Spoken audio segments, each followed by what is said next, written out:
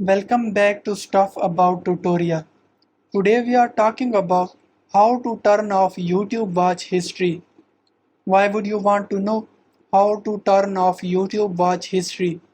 Well, maybe it is your first time using YouTube and not sure how to turn off YouTube watch history.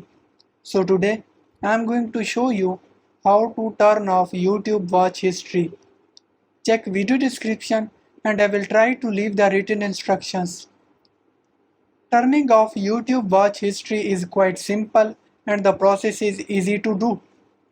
First of all, open any browser. Now write youtube.com in search bar. Here is the interface of YouTube. Click on logo at the top right corner. Now here you are seeing your data in YouTube. Click on it. Scroll down. Now you are seeing YouTube watch history. Click on arrow in front of on. Scroll down and then click on turn off. Click on pause.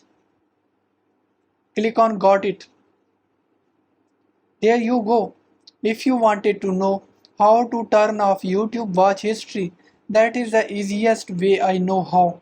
If you know another way, to leave a comment below. Be sure to subscribe for more videos.